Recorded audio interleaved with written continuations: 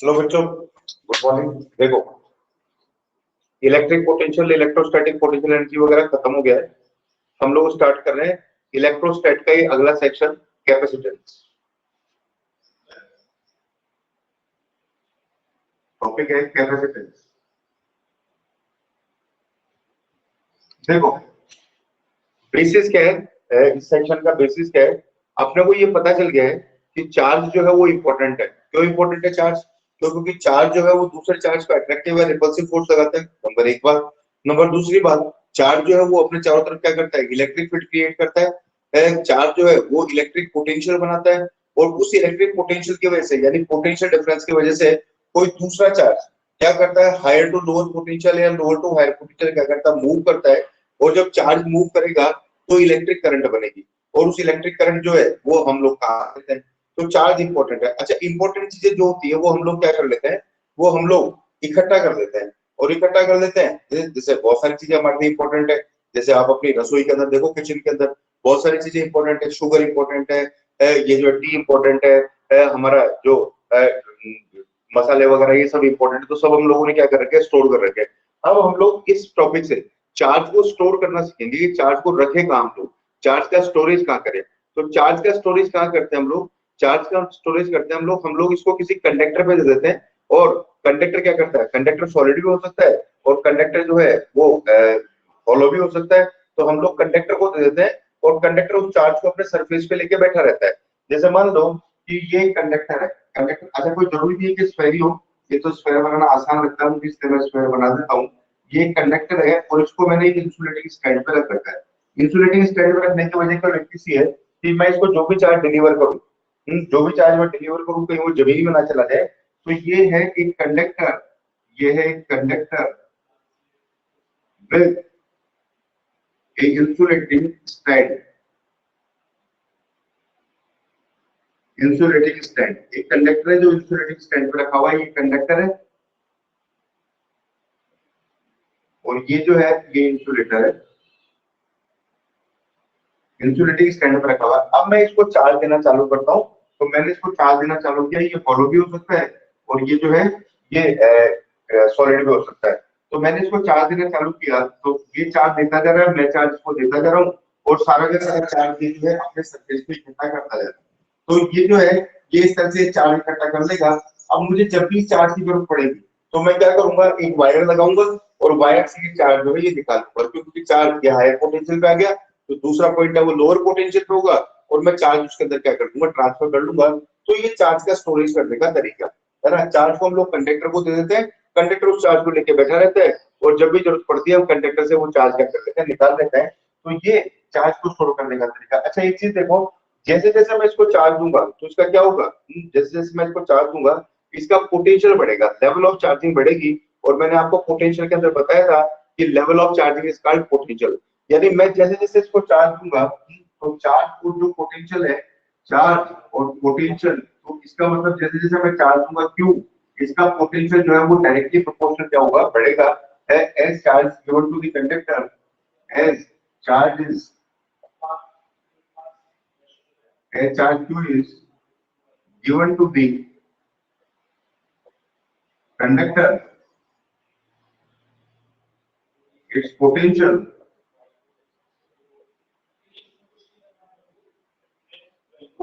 V, ये potential भी raise करेगा। तो यहाँ से अपन एक फॉर्मूला लिख सकते हैं कि Q प्रोपोर्शनल टू क्या होता है? Q प्रोपोर्शनल टू होता है V, और प्रोपोर्शनल का साइन है, तो ये आ जाएगा एक कांस्टेंट आ जाएगा, Q इक्वल टू C। ये कांस्टेंट आ गया, और इस C को बोलते हैं हम लोग क्या? इस C को बोलते हैं हम लोग कैपेसिटेंस ऑफ द कंडक्टर। ये जो C है, where C is known as, ये का मतलब known as है, where C is known as capacitance,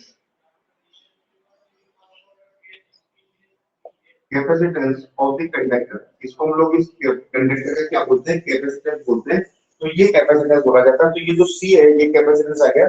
और देखो यहाँ से C का बेसिक फार्मूला क्या है? C का बेसिक फार्मूला है C = Q/V।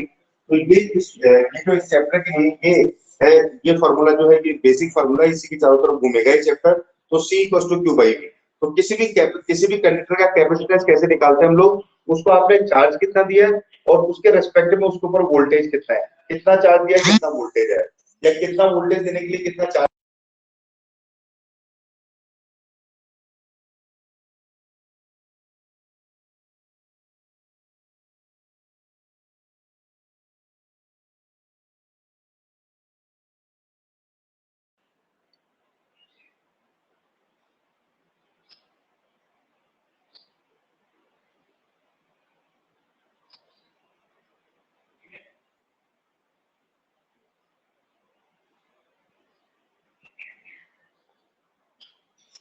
तो देखो बेसिक फार्मूला क्या हुआ, basic formula C equals to Q upon V।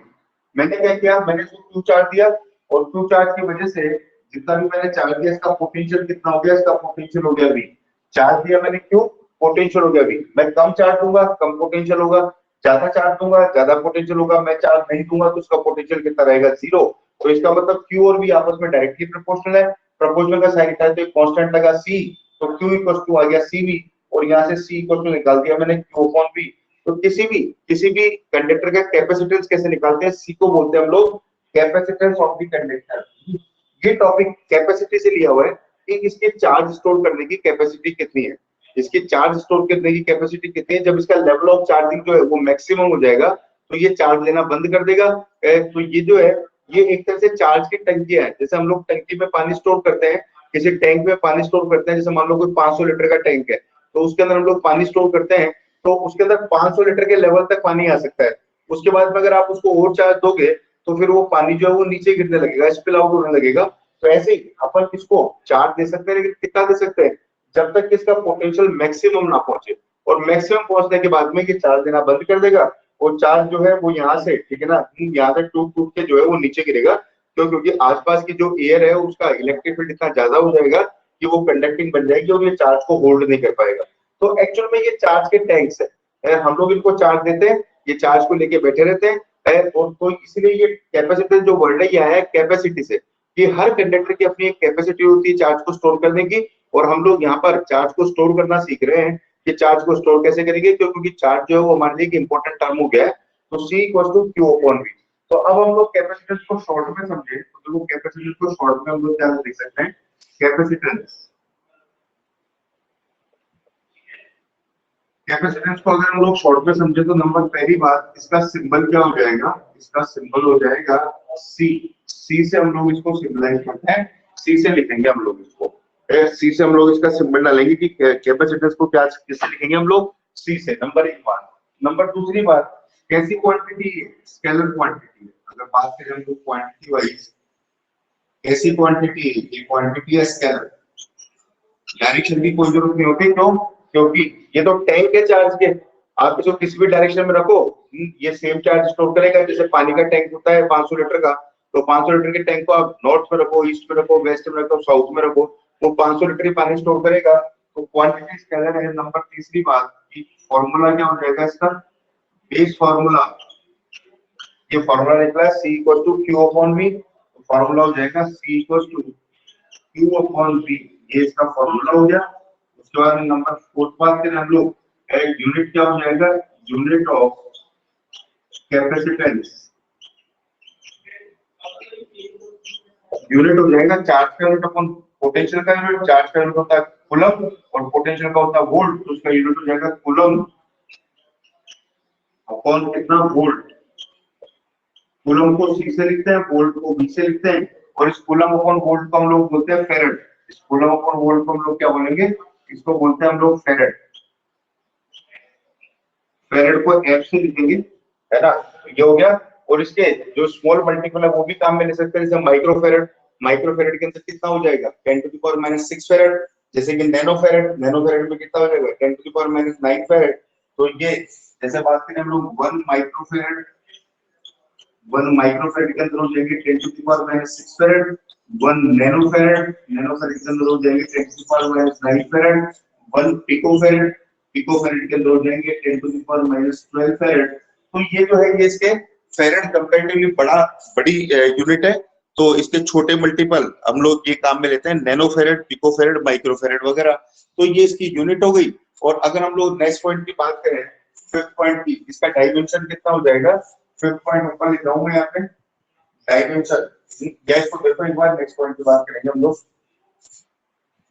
Screenshot ले लो आप चाहो तो।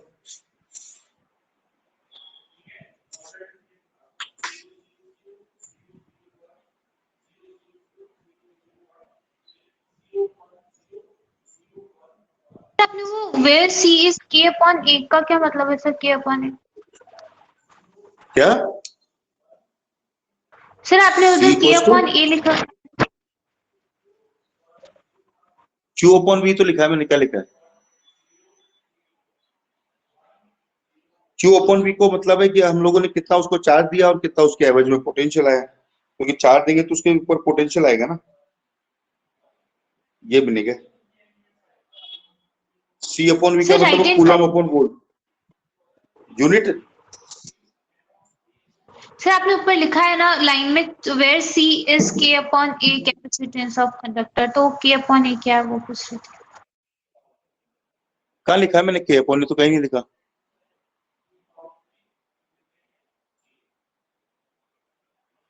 कहाँ लिखा है K अपॉन? नॉन K का मतलब नॉन एस, K का मतलब नॉन एस। अच्छा उस K की बात कर रही हूँ, वेयर सी इज, K का मतलब नॉन एस।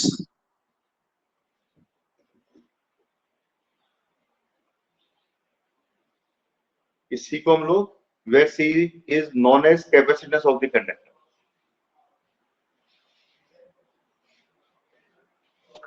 तो देखो ऐसे ही अगर हम लोग नेक्स्ट पॉइंट की बात करें,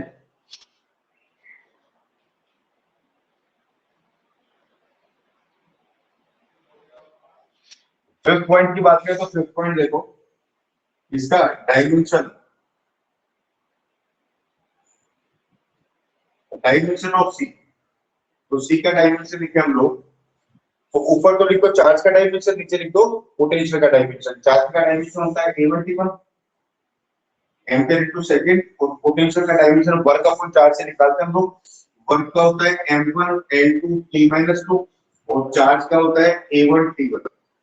तो ये A1T1 चला जाएगा ऊपर, तो ये हो जाएगा A2T2, और नीचे ये चली रहा है M1 L2 T-2, और ये ऊपर जाएगा तो उसका डायमेंशन आ जाएगा N-1 L-2 T4 T2, जिसका डायमेंशन हो जाएगा इसका कैपेसिटेंस का।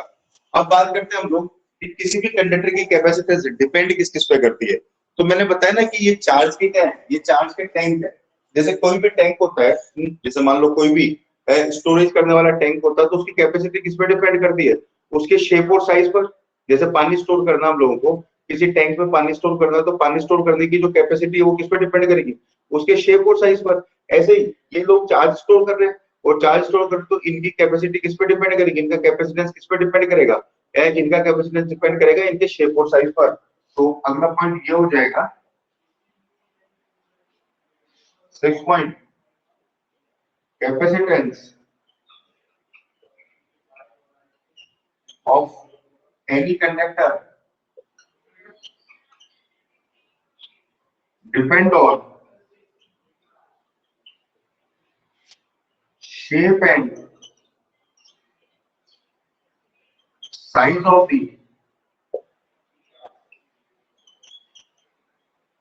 कंडक्टर। कंडक्टर की शेप और साइज पे डिपेंड करती है, एक तो ये बात हुई, और आजू बाजू के जो सराउंडिंग मीडियम होता है उसमें भी डिपेंड करती है, क्योंकि पोटेंशियल मीडियम पे डिपेंड करता है। एंड ऑल्सो डिपेंड ऑन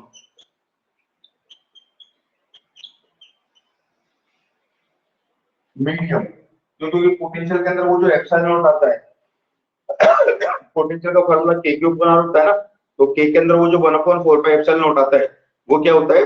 वो मीडियम पे डिपेंड करता है, also depend on medium, surrounding medium.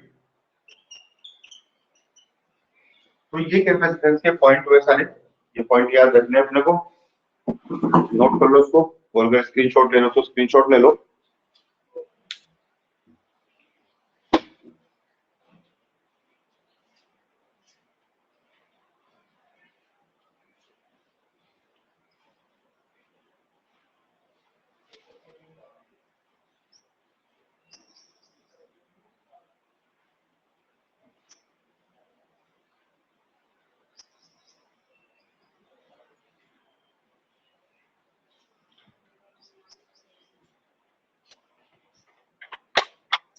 हो गया?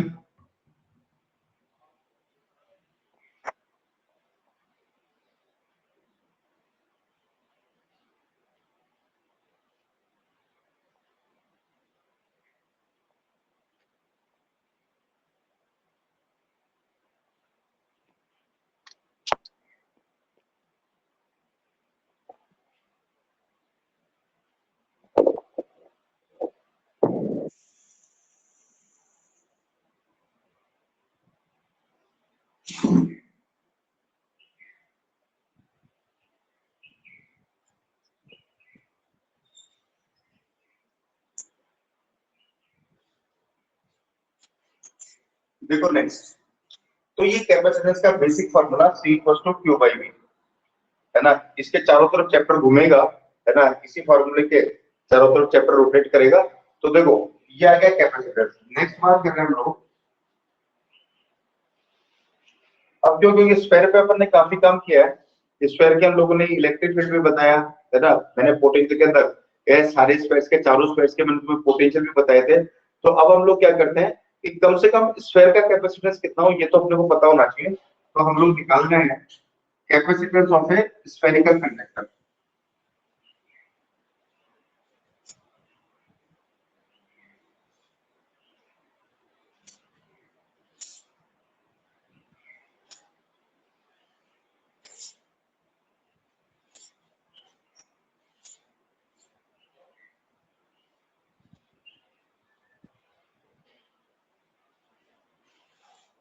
हम लोग निकाल रहे हैं कैपेसिटेंस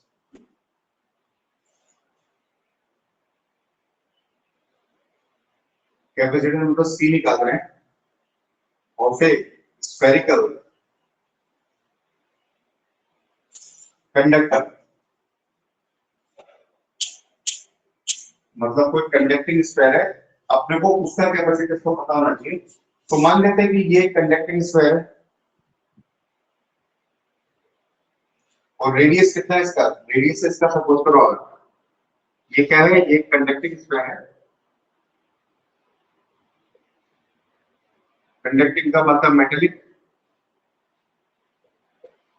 कंडक्टिंग स्फेयर है of radius small r. Conducting sphere है ये आर रेडियस का, और हम लोगों ने इसको इंसुलेटिंग स्टैंड पर रख रखा है और हम लोगों ने इसको चार्ज दिया। मान लेते हैं हम लोगों ने इसको चार्ज दिया, कितना चार्ज दिया हम लोगों ने इसको, क्यू चार्ज डिलीवर किया, टोटल चार्ज दिया हम लोगों ने इसको क्यू, ड्यू टू व्हिच इसका पोटेंशियल कितना हो गया, पोटेंशियल हो गया इसका V, इसके सरफेस से पोटेंशियल V हो गया, चार्ज क्यू देने से इसके सरफेस से पोटेंशियल V हो गया। तो C = क्या लिखेंगे हम लोग, C = लिखेंगे हम लोग Q/V। लेकिन अपने को पता है मैंने लास्ट में जब पोटेंशियल में फाइनलाइज कर रहा था, पोटेंशियल में लास्ट में बताया था, तो मैंने आपको स्फेयर्स के पोटेंशियल बताए थे और उसके अंदर स्फेयर नंबर 1 2 3 के जो पोटेंशियल थे है ना, इसके लिए पोटेंशियल वाला लेक्चर देखना दोबारा। पोटेंशियल जो था वो स्फेयर के सरफेस पर पोटेंशियल कितना आएगा, potential V on the surface of a spherical conductor। इसको डाल दो इक्वेशन नंबर 1।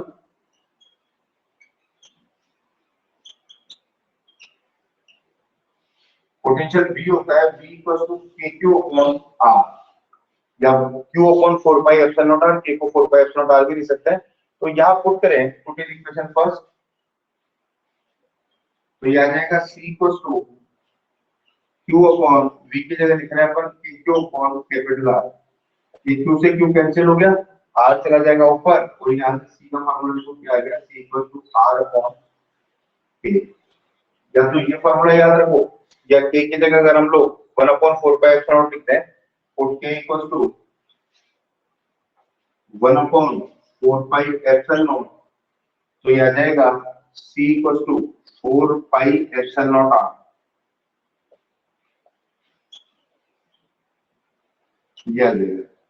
चाहे फार्मूला ये इस्तेमाल करो चाहे फार्मूला ये इस्तेमाल करो, है आपको दिख रहा है कि C जो है वो R के डायरेक्टली प्रोपोर्शनल, यानी अगर रेडियस बढ़ेगा तो क्या हो जाएगा, कैपेसिटेंस बढ़ेगा, रेडियस घटेगा तो कैपेसिटेंस क्या होगा, घटेगा। रेडियस बढ़ने का मतलब क्या, रेडियस बढ़ने का मतलब कंडक्टर का साइज जो है वो बड़ा होता जा रहा है, यानी कि कंडक्टर का अगर साइज बड़ा होगा तो क्या होगा, उसका कैपेसिटेंस बढ़ जाएगा, और कंडक्टर का अगर साइज छोटा होगा यानी रेडियस कम होगा तो उसका कैपेसिटेंस घट जाएगा। तो मैं भी बता ही रहा था आपको कि कैपेसिटेंस किस पे डिपेंड करता है, उसके रेडियस पे डिपेंड करता है। तो इसको भी नोट कर लो, ये कैपेसिटेंस है स्फेरिकल कंडक्टर का।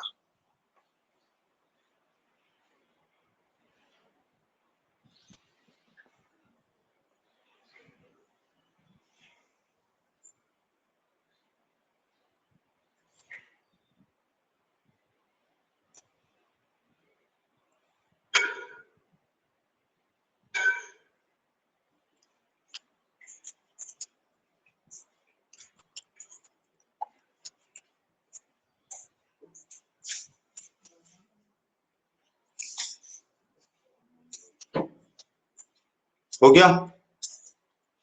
नहीं देखो,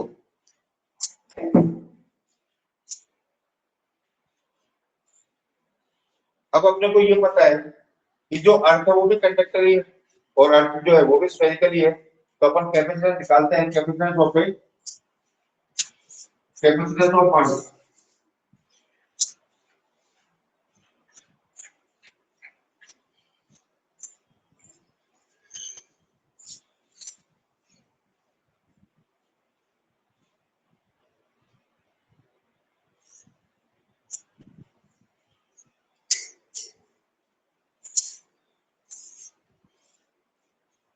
कैपेसिटेंस ऑफ अर्थ, तो देखो अर्थ का कैपेसिटेंस बाय फार्मूला,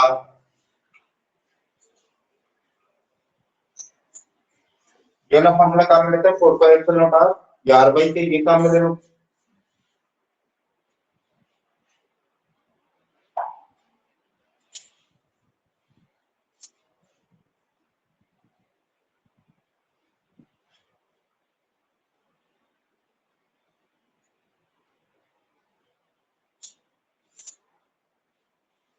फॉर्मूला काम में ले रहे हैं हम लोग, सी इक्वल्स टू आर अपॉन के काम में ले लो, या 4 पाई एप्सिलॉन नॉट आर ये काम में ले लो। अब अर्थ का रेडियस कितना होता है, रेडियस ऑफ अर्थ,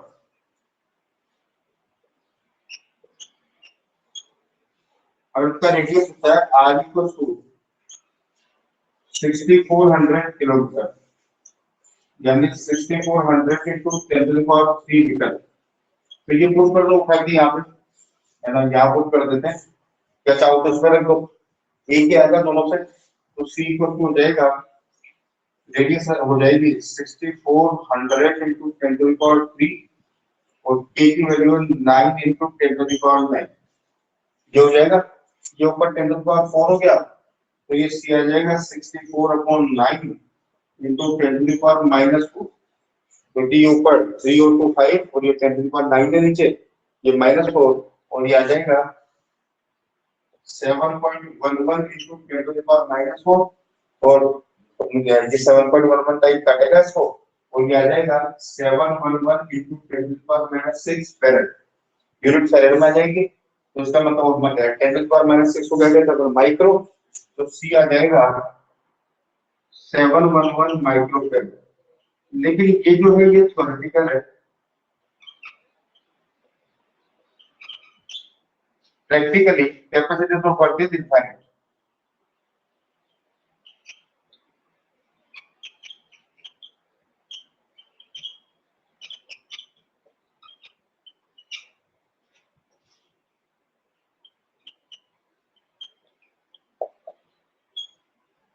अर्थ की कैपेसिटेंस हम लोग प्रैक्टिकल इनफाइनाइट मानते हैं, तो थ्योरेटिकल कई बार थ्योरी के फॉर्मूले नेचर पे नहीं लगते हैं, है ना। क्यों नहीं लगते? क्योंकि नेचर जो है वो हमारे फॉर्मूले के हिसाब से नहीं चलती, हम नेचर के फॉर्मूले के हिसाब से चलते हैं, हम लोग नेचर को कंट्रोल नहीं कर पाते। तो अर्थ का कैपेसिटेंस वैसे इनफाइनाइट होता है, लेकिन अगर हम लोग ये फॉर्मूला नेचर के ऊपर नहीं लग सकता, अर्थ के ऊपर नहीं लग सकता, लेकिन अगर हम लोग इस फॉर्मूले से अर्थ का निकालें तो वो 711 माइक्रोफैराड आएगा, है ना। लेकिन वैसे अर्थ का कैपेसिटेंस कितना होता है, इनफाइनाइट, क्योंकि उसका पोटेंशियल जीरो होता है, अपन को चार्ज नहीं कर पाते। तो C equal to Q by V, C equal to क्या होता है, Q by V, potential of earth. Practically क्या होगा, potential of earth V equal to 0, मैंने बताया था अर्थ का पोटेंशियल हमेशा 0 रहता है। क्यों रहता है 0? अपन उसको चार्ज तो कर नहीं पाते, और जो चीज चार्ज नहीं होगी उसका पोटेंशियल कितना होता है? 0। तो अगर यहाँ उठा के रखूं मैं तो C कितना हो जाएगा अर्थ का? C अर्थ का हो जाएगा 0, है ना। तो ये जो है अर्थ का 0 का सॉरी इनफाइनाइट पोटेंशियल 0 या 0 रखोगे तो समथिंग अपॉन 0 क्या हो जाएगा? इनफाइनाइट। तो अर्थ का पोटेंशियल कितना होता है? अर्थ का पोटेंशियल अगर थ्योरी वाला फॉर्मूला लगाओ तो होता है 711 माइक्रोफैरड, और अगर प्रैक्टिकली देखें अपन तो उसका कैपेसिटेंस इनफाइनाइट होता है। मतलब आप उसको कितना भी चार्ज दे सकते हो, उसकी कैपेसिटी खत्म नहीं होगी चार्ज देने की। कैपेसिटेंस वर्ड जो है वो कैपेसिटी से है। कैपेसिटी का मतलब कोई भी कंडक्टर कितना चार्ज स्टोर कर सकता है, उसकी कैपेसिटी। कोई भी टैंक कितना वाटर स्टोर कर सकती है, उसकी कैपेसिटी। ये है बात, तो नोट करो उसको भी।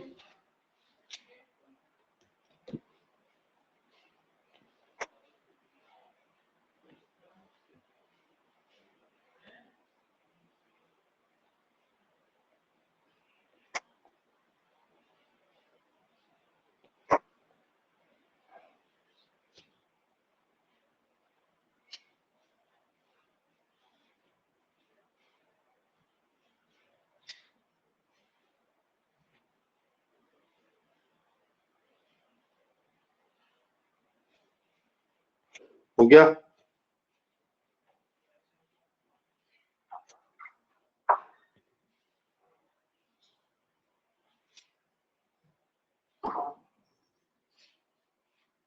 एक क्वेश्चन कर लेते हैं हम लोग।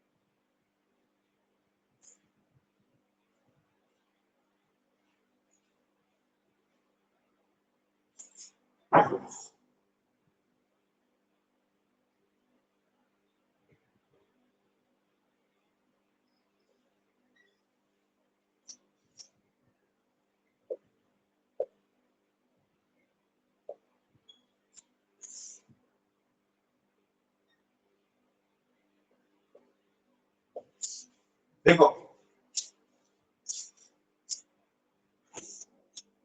एक स्फेरिकल कंडक्टर है, क्वेश्चन लिखा है मैंने, उसका रेडियस दे रखा है 20 सेंटीमीटर। 20 सेंटीमीटर का स्फेयर है ना, कंडक्टिंग स्फेयर है, सॉलिड भी हो सकता है, होलो भी हो सकता है।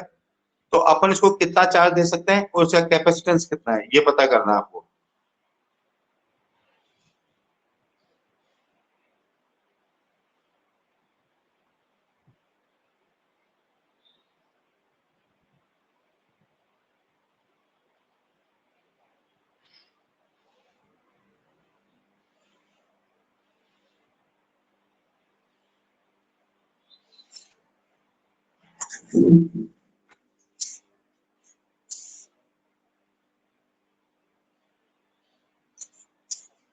या चार्ज नहीं निकालो, केवल ये निकालो, इसका कैपेसिटेंस निकालना है, क्योंकि उसके लिए तो पोटेंशियल तय करना पड़ेगा अपने को। कैसे निकलेगा? इसमें लग जाएगा formula C equals to R upon K। R कितना दिया हुआ है? 20 सेंटीमीटर। तो 20 into 10 to the power -2 centimetre को मीटर में बदलना है। A की वैल्यू होती है 9 इंटू 10 टू द पावर 9, है ना। इसको सॉल्व करेंगे तो ये आ जाएगा C equals to 20 upon 9 into 10 to the power -11, ये आ जाएगा। और 10⁻11 फैराड। याद है, गैस को कैंसिल कर रहे हैं अपन, तो आ जाएगा 2.2 into 10⁻11 फैराड। ये कैपेसिटेंस हो गया 4πε0 से किया।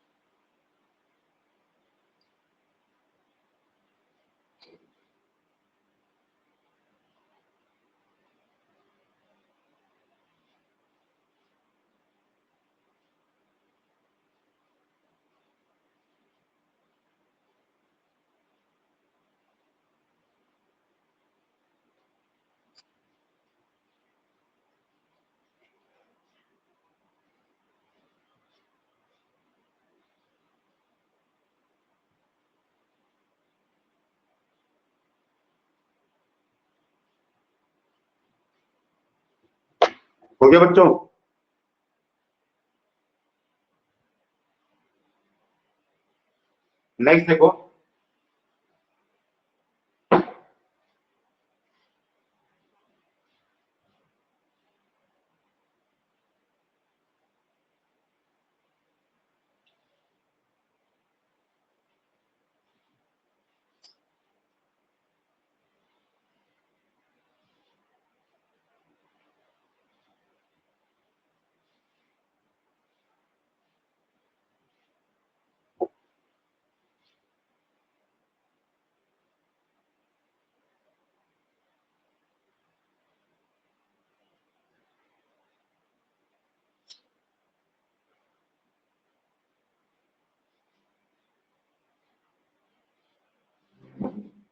नेक्स्ट देखो, प्रिंसिपल ऑफ कैपेसिटर।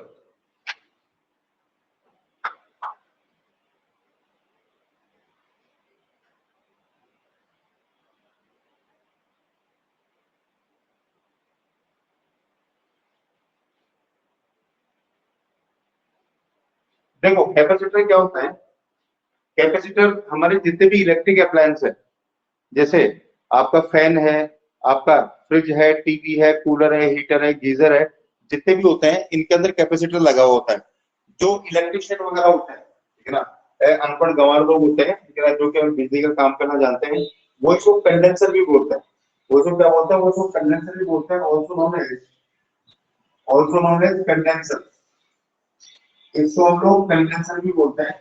और लेकिन जो टेक्निकल लोग हैं वो इसको क्या बोलते हैं? कैपेसिटर। तो कैपेसिटर क्या होता है? कैपेसिटर जो होता है ये चार्ज को स्टोर करने का एक डिवाइस है। It is a device, it is a device to store the charge. Charge को स्टोर करने का क्या है? ये डिवाइस है। It is a device to store the charge.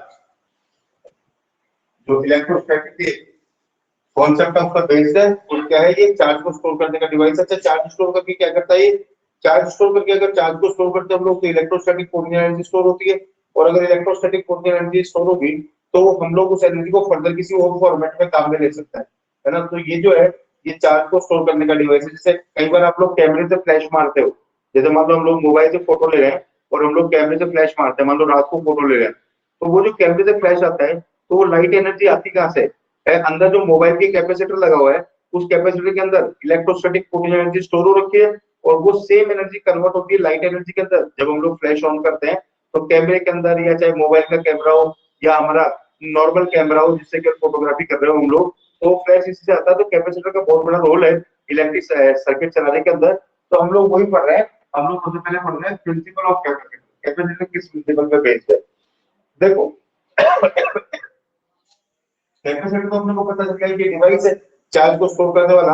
अब ये किस प्रिंसिपल पे बेस्ड है? ये इस प्रिंसिपल पे बेस्ड है कि हम लोग बिना कंडक्टर का साइज बढ़ाए हुए, भाई हमें ये पता चल गया कि अगर आपको ज्यादा चार्ज स्टोर करना है, you have to increase the size. आपको साइज क्या करना पड़ेगा? इंक्रीज करना पड़ेगा कंडक्टर का। तो हम लोग यहाँ पर किस प्रिंसिपल की बात करते हैं? कि बिना स्टोर के, बिना साइज इंक्रीज किए हुए हम लोग कंडक्टर का साइज इंक्रीज नहीं करना चाह रहे हैं, और बिना साइज इंक्रीज किए हुए हम लोग कैपेसिटेंस बढ़ाना चाह रहे हैं। तो ये जो है किस प्रिंसिपल पे बेस करता है कैपेसिटर? तो based on this fact that how can we increase, how can we increase, हम लोग कैसे इंक्रीज करें क्या capacitance, how can we increase capacitance, मतलब चार्ज की स्टोर करने की कैपेसिटी, यानी सी कैसे बढ़ाएं हम लोग, कैपेसिटेंस कैसे बढ़ाएं without increasing, without increasing the size of the conductor.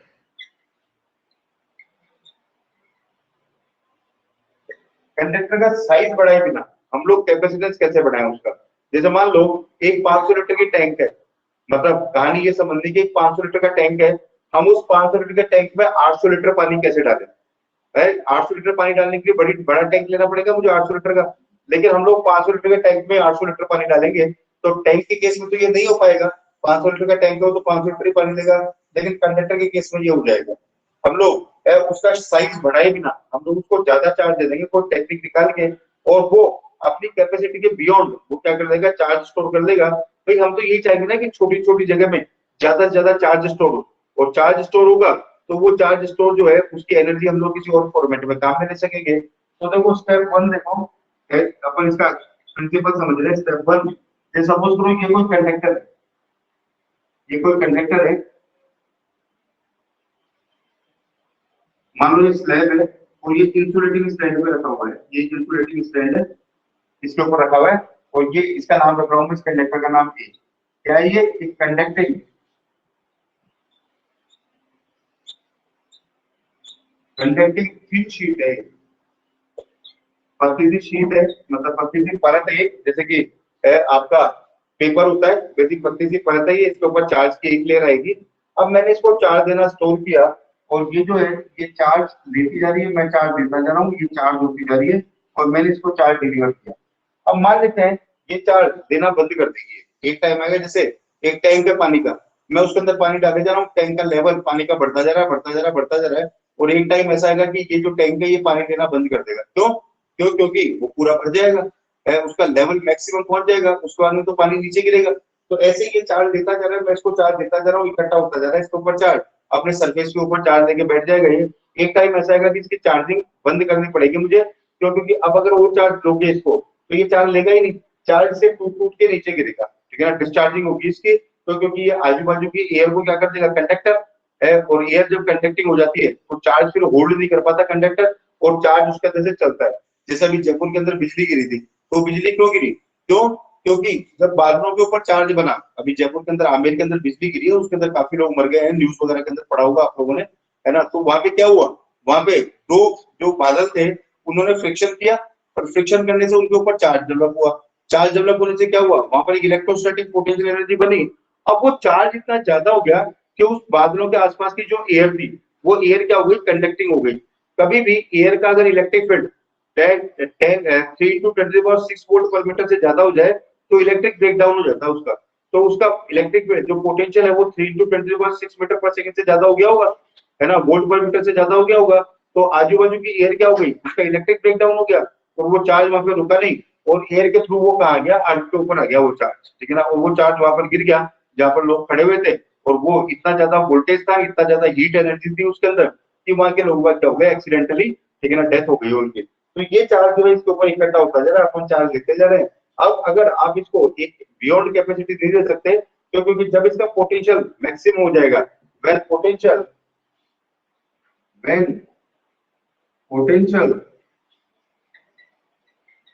Potential का मतलब level of charge, potential V, potential क्या कहते हैं हम लोग, level of charging.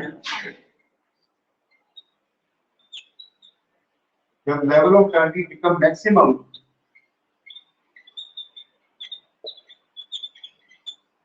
we cannot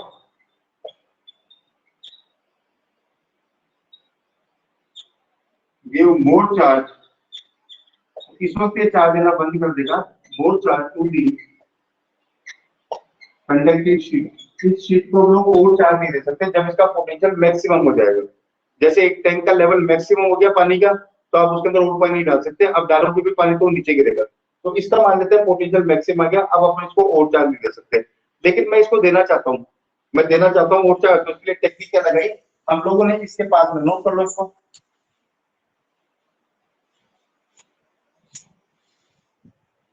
come size के अंदर ज्यादा चार्ज इकट्ठा करना, यही इसका कॉन्सेप्ट है। कम साइज में ज्यादा चार्ज कैसे इकट्ठा करें हम लोग।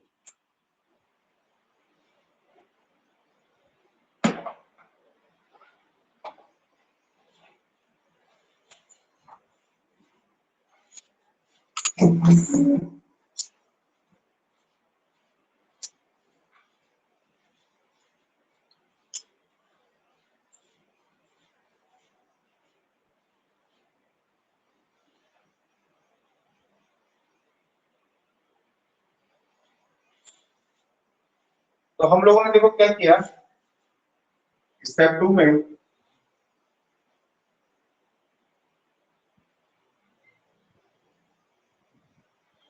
हम लोगों ने ऐसी कैसी एक शीट इसके पास में और रखी, ऐसी कैसी प्लेट और रखी। तो ये तो रही हमारी पहली प्लेट जिसको हम लोगों ने चार्ज किया है,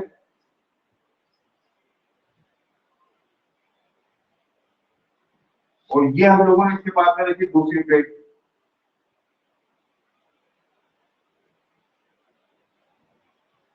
ये आइडेंटिकल है, ये भी इक्वलिटी स्टैंड पे रखी हुई है,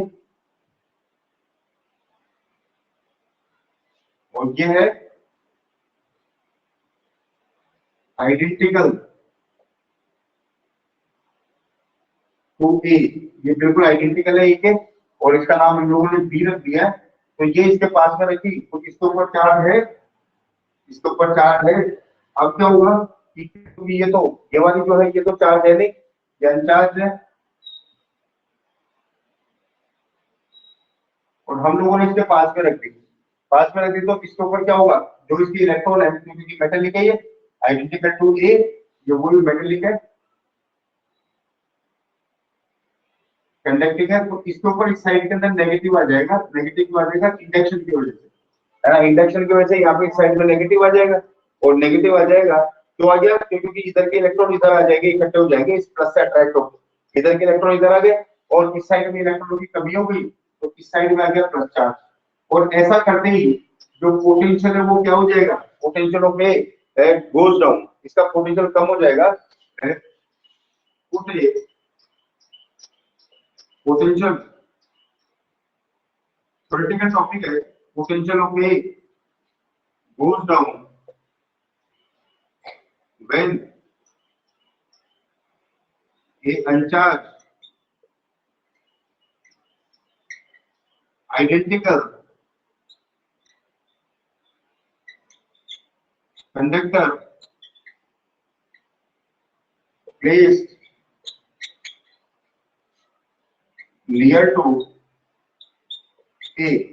ए के पास में अगर हम लोग दूसरा प्लेट रख दें तो ये जो है इसका पोटेंशियल कम हो जाएगा। क्यों हो जाएगा कम पोटेंशियल, क्यों, क्योंकि इसका पोटेंशियल टोटल पोटेंशियल कितना होगा, एक तो इसका खुद का, और एक ये चार्ज बनाएगा इसके सरफेस में पोटेंशियल, ये नेगेटिव, नेगेटिव चार्ज क्या करता है, पोटेंशियल कम करने की कोशिश करता है, एल्जेब्रिक एडिशन होता है पोटेंशियल का। ये नेगेटिव चार्ज इसका पोटेंशियल कम करने की कोशिश करेगा, और ये प्लस चार्ज इसका पोटेंशियल बढ़ाने की कोशिश करेगा। लेकिन ये नेगेटिव का इफेक्ट ज्यादा होगा, तो क्योंकि ये इसके नजदीक है, ये इस वाली सरफेस में ना नेगेटिव, और पॉजिटिव इस वाली सरफेस पे, तो इस नेगेटिव का इफेक्ट ज्यादा होगा, तो ओवरऑल इसका पोटेंशियल क्या हो जाएगा, कम हो जाएगा, है ना। तो अपन इसको और चार्ज दे सकते हैं, इसका पोटेंशियल कम हो जाएगा, सो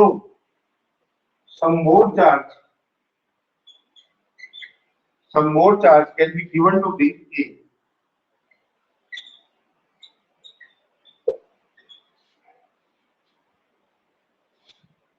क्योंकि पोटेंशियल आपने कम कर दिया,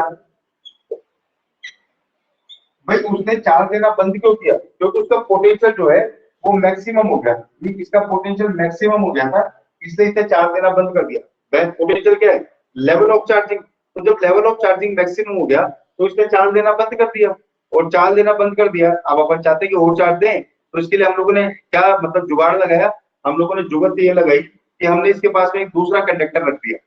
इस कंडक्टर के रखते ही इसका पोटेंशियल डाउन चला जाएगा। क्यों डाउन चला गया? क्योंकि यहाँ ये अनचार्ज कंडक्टर रखते ही इसके इस वाली सरफेस पे नेगेटिव चार्ज आ गया। तो है नेगेटिव चार्ज क्योंकि उधर के इलेक्ट्रॉन इधर आ गए अट्रैक्ट होकर इससे, और इस साइड में बन गया प्लस।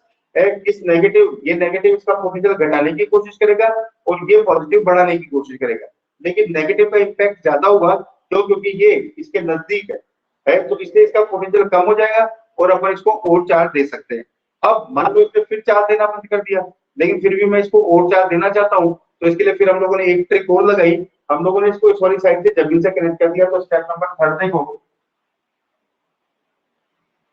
स्टेप नंबर 3 में हम लोगों ने इसको अर्थ से कनेक्ट कर दिया। ये जो बी वाली स्लैब है इसको हम लोगों ने अर्थ से कनेक्ट कर दिया।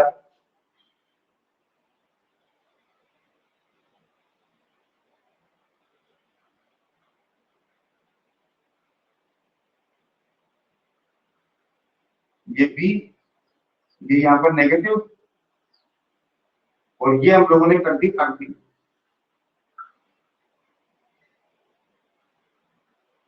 अर्थिंग कर दी तो यहाँ पर जो प्लस चार्ज था उसको इलेक्ट्रॉन जमीन से आके न्यूट्रलाइज कर देंगे। यहाँ से इलेक्ट्रॉन आए जमीन से और जमीन से आके इसको न्यूट्रलाइज कर दिया। मैंने इंडक्शन पढ़ाया था आपको, है ना, शुरू के अंदर इंडक्शन पढ़ाया था, तो ये वो इंडक्शन ही है। तो जमीन से आके न्यूट्रलाइज कर दी, और ये जो है अब वो जो प्लस इसका पोटेंशियल बढ़ा रहा था वो प्लस यहाँ से खत्म हो गया, तो इसका पोटेंशियल और डिक्रीज हो जाएगा, ठीक है ना।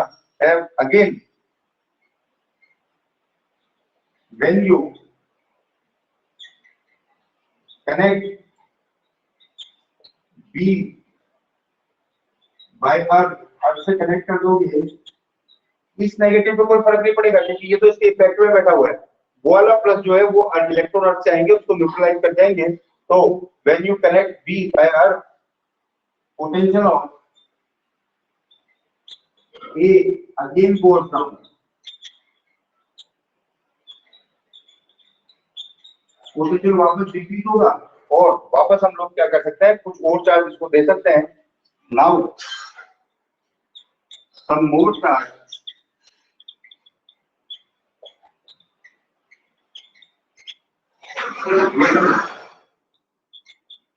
टू ए, अपन इस ए को और चार्ज दे सकते हैं। तो देखो हम लोगों ने 2 स्लॉट में इसको और चार्ज दे दिया। कहा तो उसने चार्ज देना बंद कर दिया था, कहा तो इसका पोटेंशियल मैक्सिमम हो गया था और इसने चार्ज देना बंद कर दिया था, लेकिन हम लोगों ने इसको 2 स्लॉट में और चार्ज दे दिया। कैसे दे दिया और चार्ज? पहले हम लोगों ने उसके पास में एक आइडेंटिकल कंडक्टर रखा, आइडेंटिकल कंडक्टर रखने से उसका पोटेंशियल डाउन हो गया और फिर वापस हम लोगों ने उसको एक बार जमीन से जोड़ा। तो जमीन से जोड़ा तो वो जो उसके ऊपर प्लस चार्ज था, जो आउटर साइड में जो प्लस चार्ज था, वो प्लस चार्ज जमीन से न्यूट्रलाइज हो गया। जमीन से इलेक्ट्रॉन आए और वो न्यूट्रलाइज कर गए उसको, तो उसकी जो बढ़ाने की कोशिश थी ए का पोटेंशियल, वो कोशिश भी खत्म। भाई ये प्लस क्या कर रहा था, ये प्लस, ये वाला प्लस इसका पोटेंशियल बढ़ा रहा था, पोटेंशियल बढ़ा रहा था, तो ये कोशिश खत्म। और ये कोशिश खत्म तो क्योंकि ये इलेक्ट्रॉन जमीन साइड उसको न्यूट्रलाइज कर गए, तो इसका पोटेंशियल और कम हो जाएगा, और पोटेंशियल और कम हो जाएगा तो अपन इसको और चार्ज दे सकते हैं। तो कहा हम लोगों ने क्या किया कि ओवरऑल बिना साइज को बढ़ाए, बिना साइज को बढ़ाए हम लोगों ने ए का कैपेसिटेंस जो है वो क्या कर दिया, काफी बढ़ा दिया। और ये जो है ए की कैपेसिटी काफी बढ़ा दी, चार्ज को स्टोर करने की। और यही जो है ये इसका प्रिंसिपल है किसका, कैपेसिटर का। और ये जो बना है, ये बना है पैरेलल प्लेट कैपेसिटर। आगे पढ़ेंगे हम लोग, ये बना है पैरेलल प्लेट कैपेसिटर। तो देखो इसको एक बार। तो ओवरऑल प्रिंसिपल क्या है कि किसी कंडक्टर की साइज को बिना बढ़ाए, किसी कंडक्टर की साइज को बिना बढ़ाए अगर हम लोग उसका कैपेसिटेंस बढ़ा देते हैं, तो ये जो है ये कैपेसिटर का प्रिंसिपल है। अब कल से मेन सेक्शन चालू हो जाएगा इसका, हम लोग पढ़ेंगे पैरेलल प्लेट कैपेसिटर, फिर कैपेसिटर का कॉम्बिनेशन वगैरह, छोटा सा सेक्शन है। और अगले 3 से 4 दिन के अंदर ये चैप्टर खत्म हो जाएगा और इलेक्ट्रोस्टैट को हम लोग टाटा बाय बाय बोलेंगे। बहुत लंबा सेक्शन होता है इलेक्ट्रोस्टैट, काफी लंबा, मतलब महीना भर लग जाता है इसको करने में। तो क्योंकि काफी सेक्शन होते हैं इसके अंदर, पहले फोर्स पढ़ना पड़ता है, उसके बाद में इलेक्ट्रिक फील्ड आ जाता है, इलेक्ट्रिक फ्लक्स आ जाता है, गॉस थ्योरम आ जाती है, फिर पोटेंशियल आ जाता है, फिर एनर्जी आ जाती है, और फिर लास्ट में ये कैपेसिटेंस। तो ये लास्ट सेक्शन है, फिर इलेक्ट्रिक करंट चालू करेंगे। तो आज का लेक्चर यही रोक रहा हूँ बच्चों में, नेक्स्ट क्लास का टाइम हो गया है। Bye bye, take care, all the best, have a great day. Next class में मिलते हैं।